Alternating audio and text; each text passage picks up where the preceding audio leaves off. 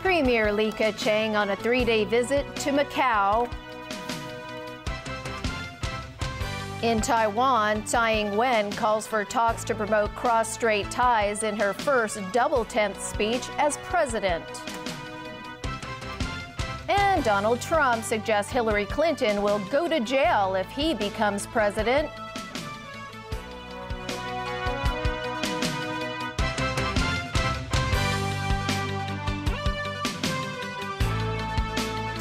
Good evening. Premier Li Keqiang arrived in Macau today for a 3-day visit.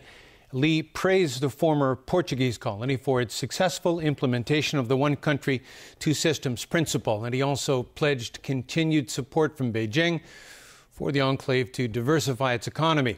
Adam Hsu reports.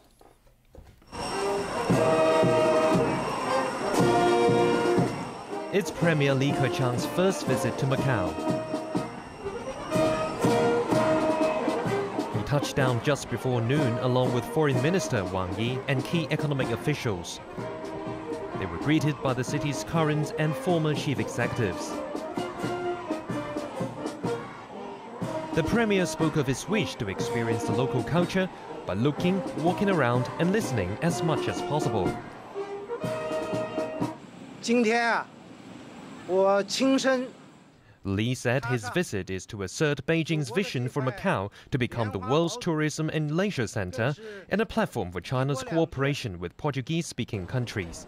He's also expected to announce policies to accelerate diversification of Macau's economy. Currently, the gaming industry plays a key role in the enclave's economy. Li will meet leaders of Portuguese-speaking countries on Tuesday at a forum for cooperation between China and these countries. But today, it was Macau's key officials that Li met.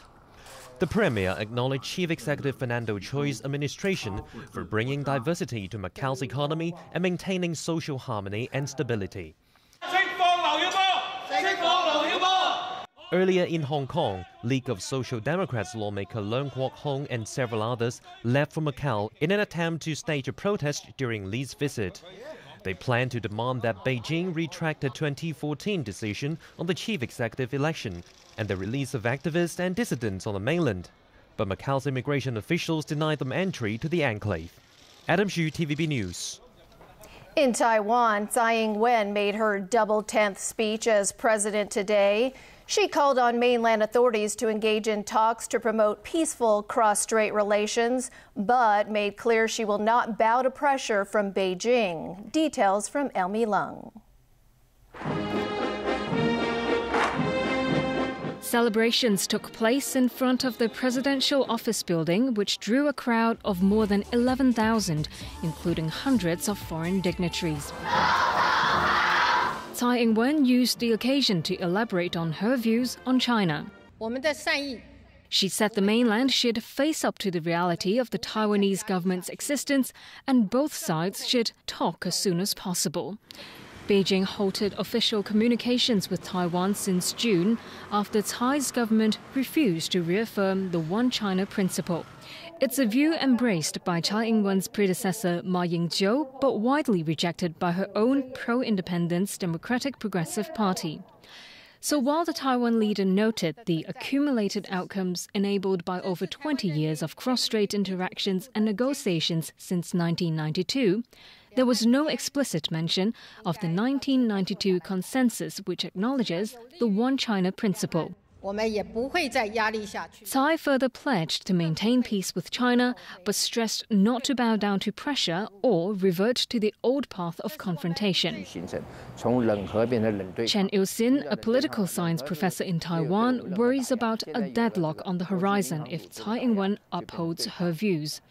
In response to Tsai's remarks, Beijing's Taiwan Affairs Office said the 1992 consensus is the cornerstone to maintaining peaceful cross-strait relations. Rejecting it, an official spokesman said, would sever economic and cultural ties between the two places, adding that no force can prevent the country's reunification. Elmi Long, TVB News.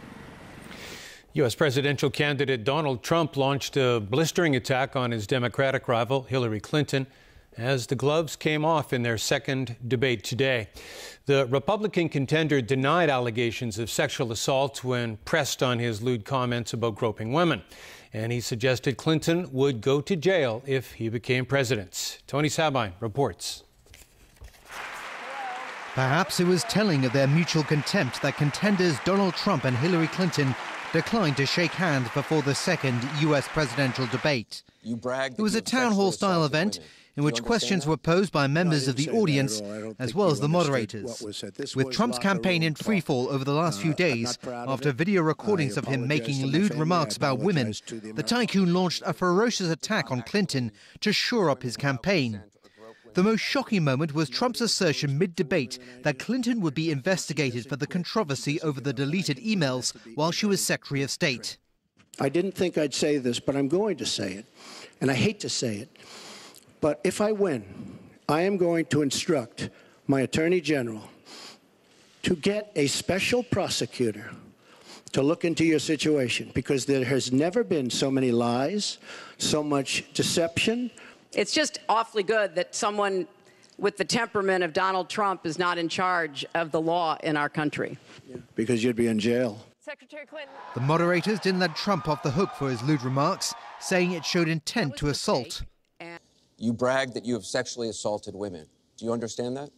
No, I didn't say that at all. I don't think you understood what was said. This was locker room talk. I'm not proud of it. I apologize to my family. I apologize to the American people. Clinton used Trump's latest scandal to show how his sexism are among many reasons which make him unfit to be president. You know, with prior Republican nominees for president, I disagreed with them on politics, policies, principles, but I never questioned their fitness to serve. Donald Trump is different. What we all saw and heard on Friday was Donald talking about women, what he thinks about women, what he does to women, and he has said that the video doesn't represent who he is, but I think it's clear to anyone who heard it that it represents exactly who he is. Trump countered by saying that Clinton's husband, Bill, was the biggest sexual offender in the history of U.S. politics. Bill Clinton was abusive to women. Hillary Clinton attacked those same women and attacked them viciously. The tycoon also called her a devil, a liar, and someone with tremendous hate in her heart. They clashed bitterly over tax plans, healthcare, and who they'd appoint to the Supreme Court, as well as energy and world affairs. Trump didn't do himself any favors when he said he disagreed with running mate Mike Pence over whether the U.S. needed to be tougher on Russia over Syria. Clinton stressed her vast experience as a lawmaker and stateswoman, while Trump played up his business talent and deal-making abilities. But even as the pair shook hands at the end of the debate, there was the sense that the campaign issues were glossed over in favour of a mudslinging contest which neither inspired nor uplifted. Tony Sabine, TVB News. Now, right before that debate, Trump held a press conference with a panel of women who accused Bill Clinton of rape and sexual harassment. Trump did it to prove he's not the only one accused of mistreating women. Trump claims all 4 of these women were terrorized and silenced by Hillary Clinton to avoid damage to her and her husband's political careers. Kathy Shelton was raped in 1975, and Hillary defended her suspected rapist. She says Hillary is heard laughing on tape on 2 occasions for getting her client off on a lesser charge. At 12 years old, Hillary put me through something that you've never put a 12-year-old through. She says she's supposed to defend whether they did it or not. Now she's laughing on tape, saying she knows they did it. Then there's Juanita Broderick, who claims Bill Clinton raped her in 1978. Mr. Trump may have said some bad words, but Bill Clinton raped me and Hillary Clinton threatened me. I don't think there's any comparison.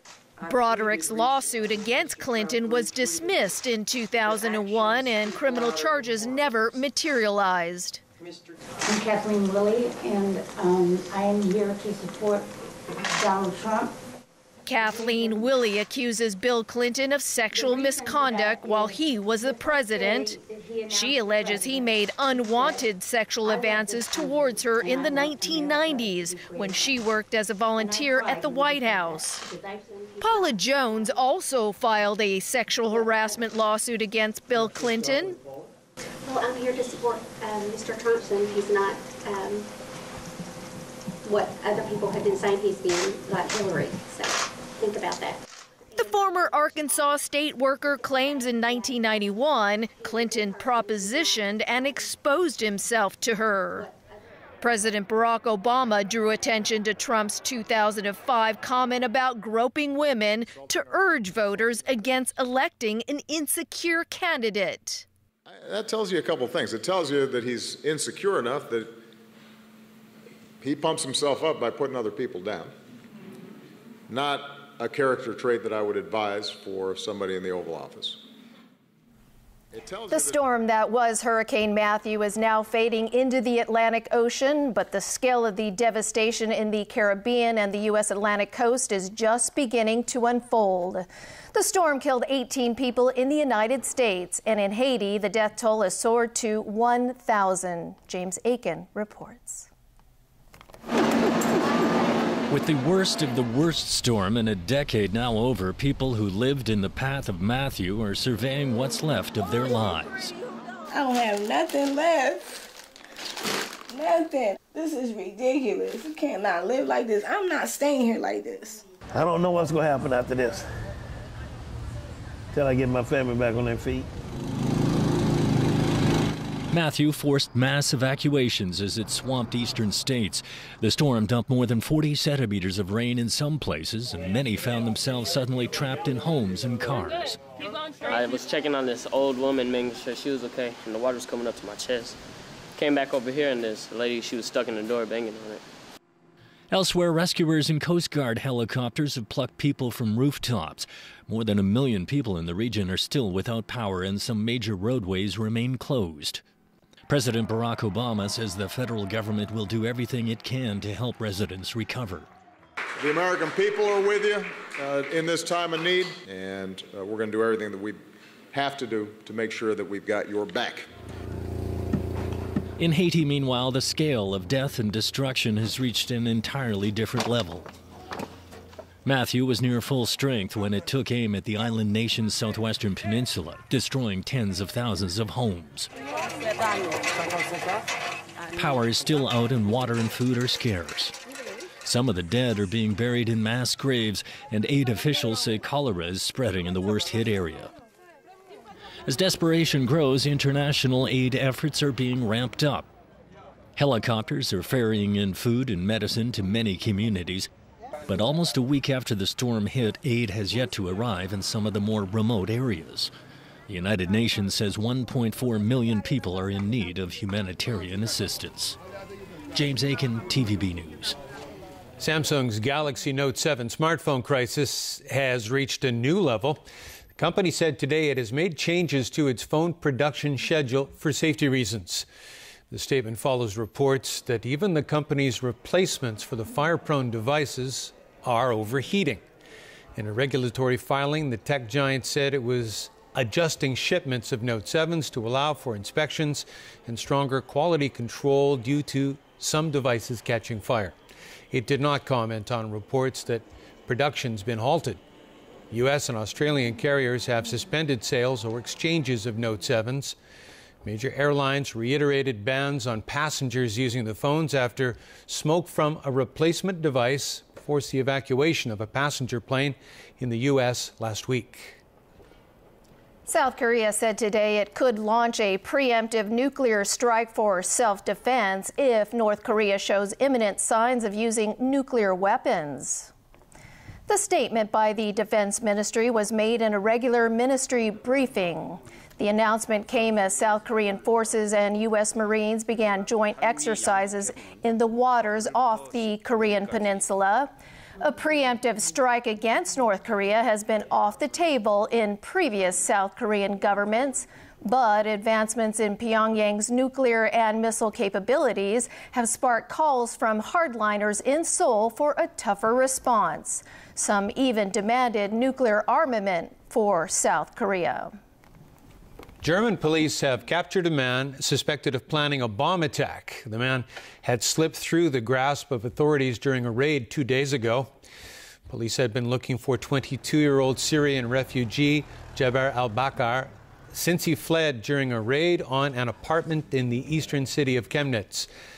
Police found several hundred grams of explosive at the scene. A published report says police captured al-Bakr after receiving a tip-off from another Syrian living in Leipzig. Al-Bakr had been in Germany since last year and was officially recognized as a refugee. The suspicion that a refugee was planning a bomb attack will prove unwelcome for Chancellor Angela Merkel, whose conservatives have lost support over her open-door migration policy. Still ahead in our newscast, a yacht goes up in flames in Shaoqiwan typhoon shelter. 2 winners in this year's Nobel Prize for Economics. And Colombia's president to use his Nobel Peace Prize money to support victims of insurgency in his country.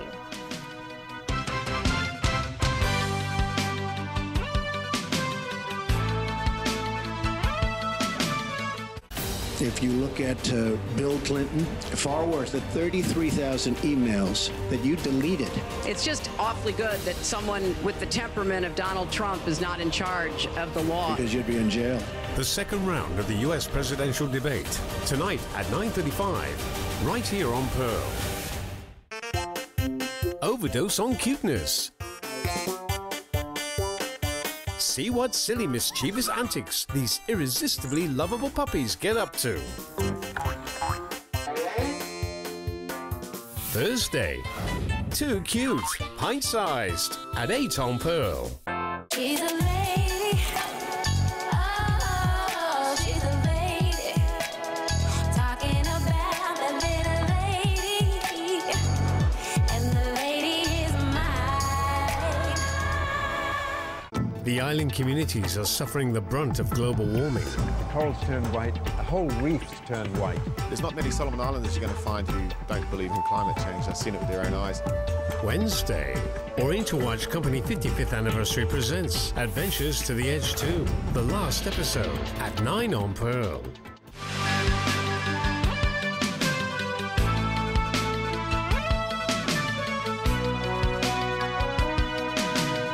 Welcome back. A fire broke out at a Taikushing flat this morning in the early hours, and a few hours later, a yacht went up in flames at Shaoqiwan.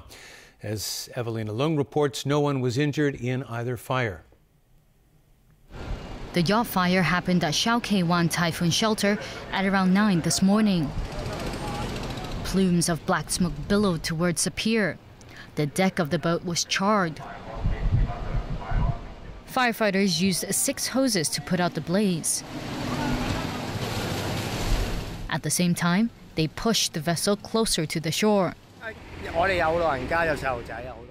The group of people who had rented the boat for the day said they were originally supposed to board at 10 a.m.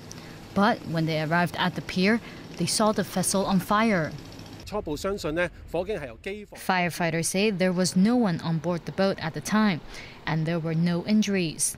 It's believed that the fire started from the engine room. And a few hours before this, another fire broke out at a Taikushing apartment. The affected unit is on the 3rd floor of Angxing Mansion. It's believed the fire was caused by an electric short circuit while a mobile phone was being charged. No one was injured, but more than 100 people were evacuated from their homes. Firefighters put out the blaze in about half an hour. Evelyn Lang, TVB News. A recent study found that many Hong Kongers appear to have weak health awareness. As Rachel Lung reports, researchers have rolled out a new mobile app to help people maintain a healthier lifestyle. How aware are Hong Kong people of the need to maintain a healthy lifestyle? The Hong Kong Association of Sports Medicine and Sports Science, along with the Chinese University, interviewed 219 people last year. The survey found that 59% of the respondents performed less than 90 minutes of cardio exercises a week, and 55% of them said they were not aware of their ideal daily calorie intake. Experts say the results show city dwellers have poor knowledge about nutrition and health fitness, and this is a cause for concern. Now they have introduced a new mobile app called FitNuts. It will help track one's daily calorie intake and output. In addition, it will provide exercise recommendations to the user. The formula has been used to calculate the daily intake of a person, and the number of the BMI that we calculate for them already tell them how much they need to lose. So usually we tell people to lose half a kilo to 1 kilo a week. So it depends on how heavy that person is. With this app, you can also find out the calorie intake of local delicacies, such as pork buns or egg tarts. The downside, though, is that the information is only available in Chinese. Rachel Lang, CVB News. British-born Oliver Hart and Finland-born Bengt Holmström have been jointly awarded the 2016 Nobel Prize for Economics.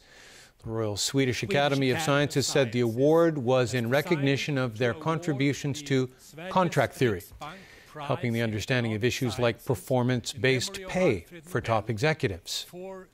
Economics is the fifth of this year's Nobels.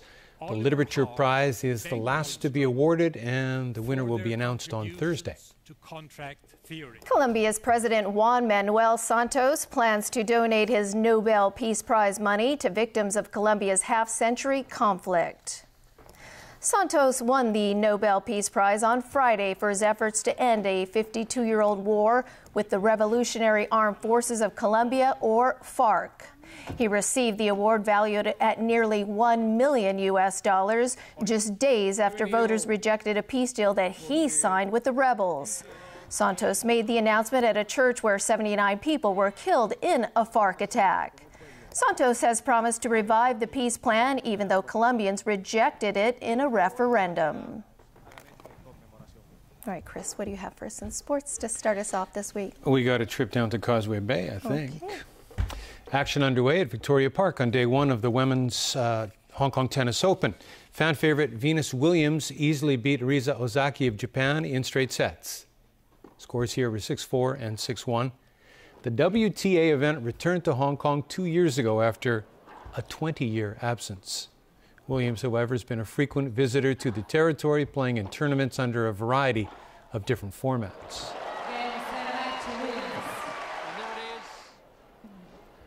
I tried to play my best today. My opponent was really feisty and so many balls came back, but I think the experience helped. So it just has a special energy here, and I've been coming to Hong Kong for many, many years. My first time was in 1999, and I've been coming back ever since, so it feels like home. And actually, I told Serena, you got to come next year. So hopefully next year I'll bring my doubles partner. And the thrill of a lifetime for a young local player, she had the opportunity to hit balls with the 7-time Grand Slam winner. Now defending champion Jelena Jankovic is back to defend the title. World number 1 Angelique Kerber and Denmark's Caroline Wozniacki are also in the draw. To baseball, and the Toronto Blue Jays have advanced to the American League Championship Series. The Jays beat the Texas Rangers. It was 7-6, and this game took 10 innings. Toronto completes a 3-0 series sweep. Josh Donaldson scored the winning run on a throwing error by Rougned Odor. Edwin Encarnacion had 2 hits and 3 RBI. Toronto will play either Cleveland or Boston, with a trip to the World Series at stake. And that is our news. Good night.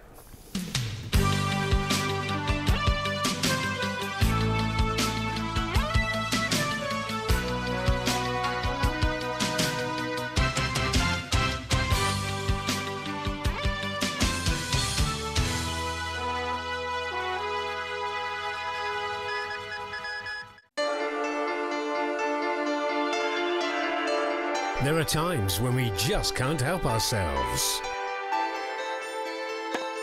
Hong Kong Tennis Open 2016. Tonight after the news roundup and live from Friday to Sunday.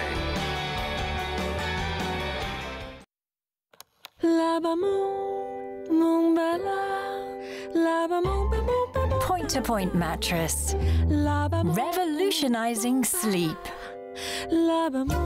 DBN, more than sleep.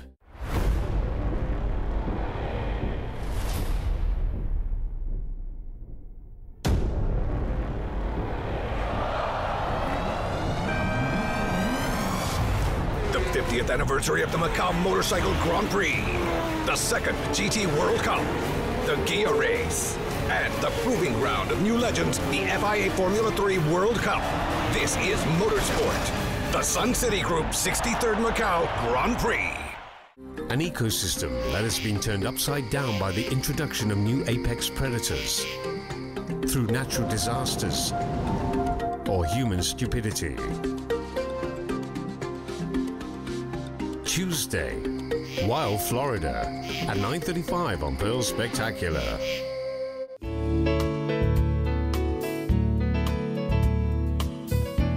Hello everyone, it was mainly cloudy today with sunny periods. At 5 p.m., the northeast monsoon was affecting southern China. Up until 5 p.m., today's temperatures range from 23.5 to 28.1 degrees, with the relative humidity ranging between 61 and 77%. The current temperature is 26 degrees Celsius, with the relative humidity standing at 67%. The fire danger warning is yellow and the fire risk is high. So Freddie, how's the weather tomorrow?